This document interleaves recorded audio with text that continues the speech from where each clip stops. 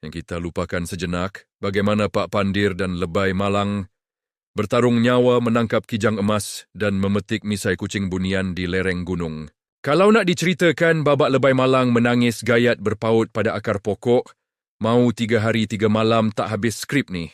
Dipendekkan cerita, kijang emas dan herba itu telah selamat dipacking rapi dan dihantar ke istana menggunakan kurier.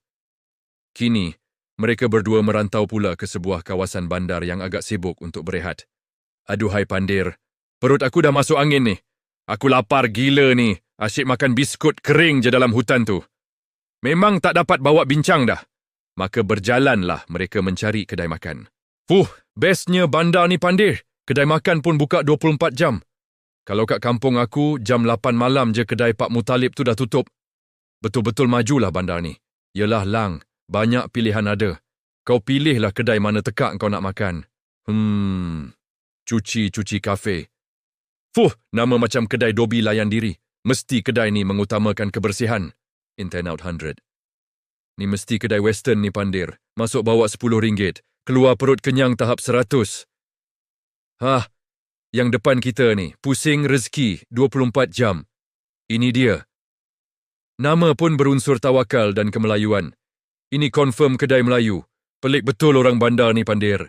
Makan pun tak sempat. Sibuk main telefon. Main game teka-teki kot. Mendik, lapar ni. Minta menu satu. Sini tak ada menu bang. Kita orang ada 2 pilihan je. Abang nak Maggi Kari Cup atau nak mi sedap cup.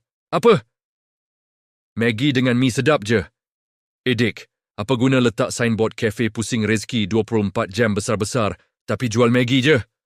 Bang, sini tempat gamers melepak bang. Tak sempat nak makan berat-berat. Kalau bang reload, makan dengan minum free. Yang tak apalah dik, aku pakai postpaid.